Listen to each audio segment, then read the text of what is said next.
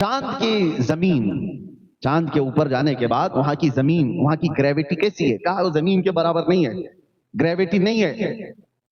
چاند پر جانے کے بعد وہاں کی گریویٹی، زمین کی گریویٹی بہت الگ ہو جاتی ہے، وہاں کا سب کچھ الگ ہے۔ کہا یہ بات تو ٹھیک ہے۔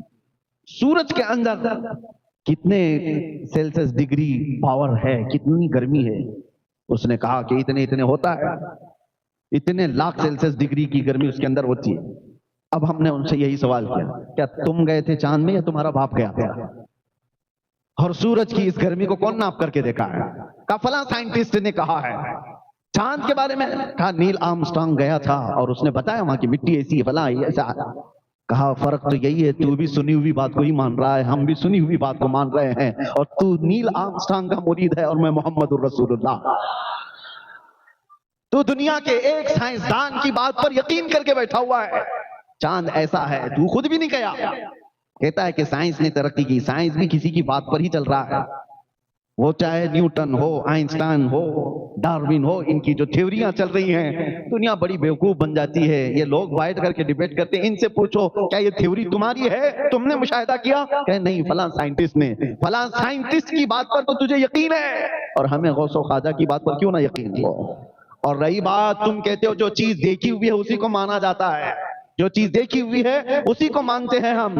تم نے نہیں دیکھا کہ چاند کی زمین کیسی ہے، ایک سائنسدان نے دیکھا چاند کی زمین ایسی ہے، تم نے مان لیا، اور ہم سے کہتے ہو خدا نہیں دیکھا تو کیوں مانتے ہو؟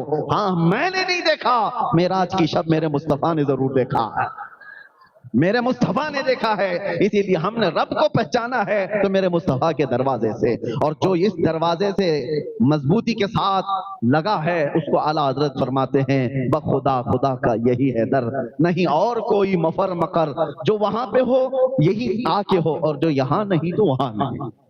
یہ ہے ہمارا طریقہ استدلال۔ رب تبارک و تعالیٰ کے وجود کے بارے میں وہ کسی اور ٹاپک پر یا کسی اور موقع پر عرض کریں، لیکن آج ہم اللہ کے اس مقدس گھر میں آئے ہیں۔ اے مسلمانوں، میں دلیل کے طور پر یہ نہیں کہہ رہا ہوں، ویسے تو دلیل کے متعلق جب بزرگان دین سے پوچھا گیا کہ آپ خدا کے ہونے پر یقین رکھتے ہیں، کیا دلیل ہے؟ انہوں نے تو بہت ایسی باتیں رکھی، کہا میں تو شہد کی مکھی کو دیکھ کر کے یقین رکھتا ہوں کہ اللہ ہے۔ کسی بزرگ نے کہا کیسے؟ کہا ایک ہی مکھی ہے، ایک ہی مکھی ہے، منہ بھی ایک ہے، ساری چیزیں، ڈنک مارے تو اس کی طرح زہر کسی کا نہیں، لیکن اگر تھوک دے تو اس سے زیادہ میٹھا بھی کچھ نہیں۔ یہ